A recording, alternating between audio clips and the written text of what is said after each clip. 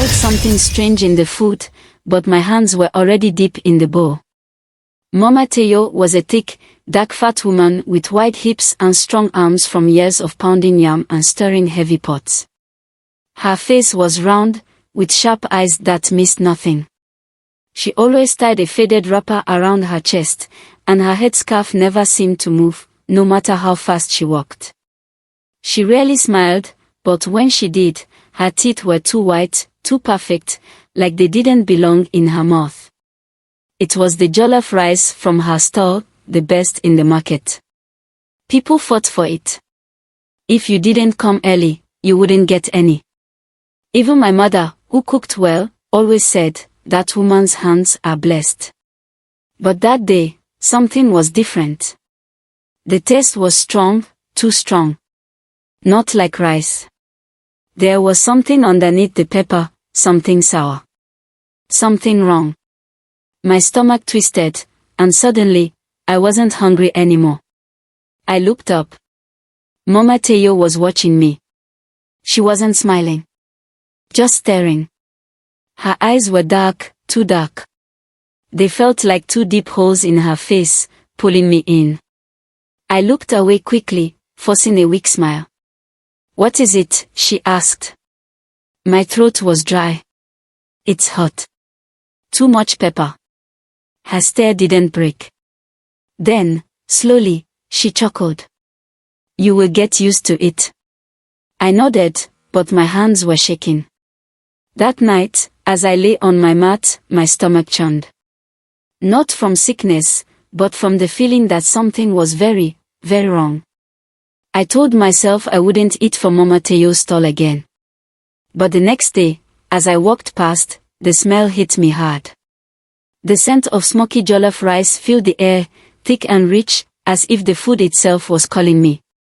I stopped in my tracks. My stomach rumbled. I had eaten at home. I wasn't hungry. But my mouth watered.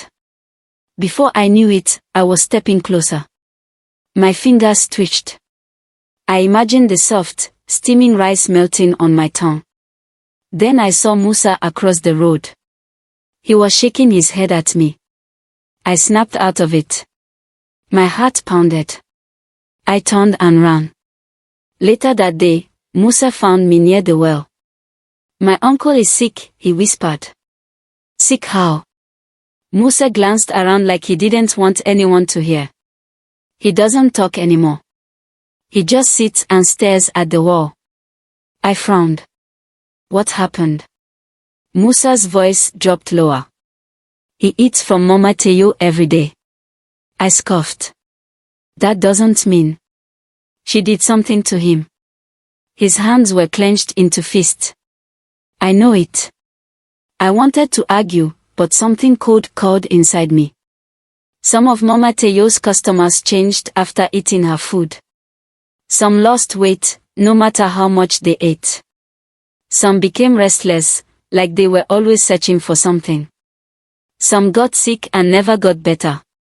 And some just stopped being themselves. I told Musa about the strange taste in the rice. He shivered. "Maybe we should stop eating from her." I nodded. But something inside me said this wasn't just about food. The next morning, I woke up before dawn and crept to the market.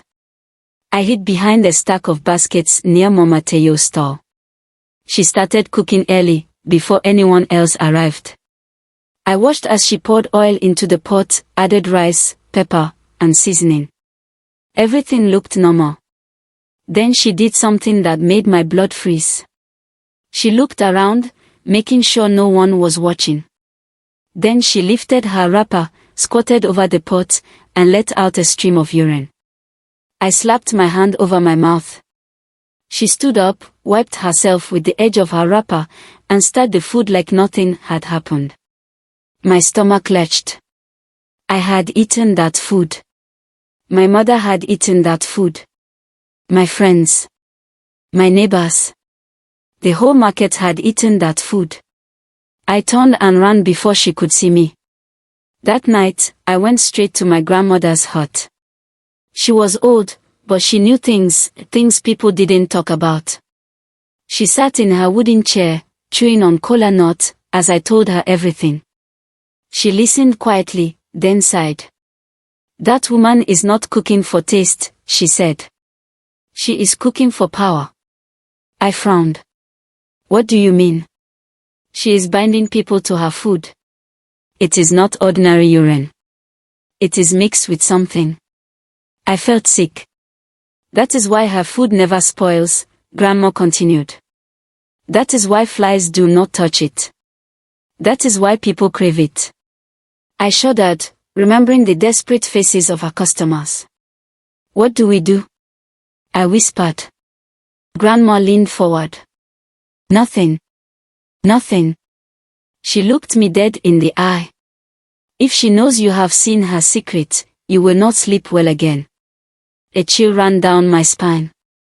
She will come for me? I asked. Grandma nodded. Or she will send something. I swallowed hard. The next day, I tried to warn some of the market women. They laughed. You are jealous because your mother's food is not selling, one said. She is blessed, and you are looking for trouble, another hissed. Even my own mother told me to stop spreading lies. That was when I understood. Mama Teyo's food was not just food. It was a spell. And they were already under it. I never ate from her stall again. Over time, I watched her customers change.